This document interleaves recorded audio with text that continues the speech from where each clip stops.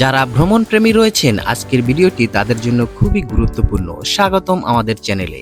আজ আমরা নিয়ে যাচ্ছি আপনাকে পৃথিবীর সব থেকে সুন্দর দ্বীপরাষ্ট্র মালদ্বীপে, যেখানে নীল সমুদ্র, সাদা বালির সৈকত আর বিলাসবহুল রিসোর্টে যেখানে নতুন করে জন্ম নেয় সৌন্দর্য। তো চলুন ঘুরে আসা যাক মালদ্বীপ থেকে।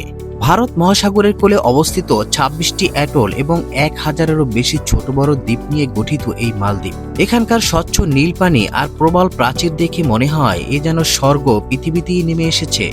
মালদ্বীপ শুধু বিশ্রামের জায়গা নয়, এটি অ্যাডভেঞ্চারেরও এক অনন্য গন্তব্য। স্কুবা ড্রাইভিং, স্নরকেলিং এবং সার্ফিং, প্রতিটি মুহূর্তে আপনি অনুভব করবেন সমুদ্রের প্রাণবন্ততা। রঙিন মাছ আর প্রবল প্রাচীরের জগৎ যেন এক জীবন্ত জলতরঙ্গের রাজ্য।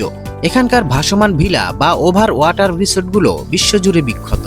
সকালে ঘুম ভাঙবে সমুদ্রের ঢেউয়ের শব্দে, আর রাতের জ্যোৎস্নার আলোতে ঝলমল করবে নীল জলরাশি। প্রেমিক প্রেমিকাদের জন্য এটি নিঃসন্দেহে এক স্বপ্নের গন্তব্য। মালদ্বীপের খাবারেও রয়েছে বৈচিত্র্য।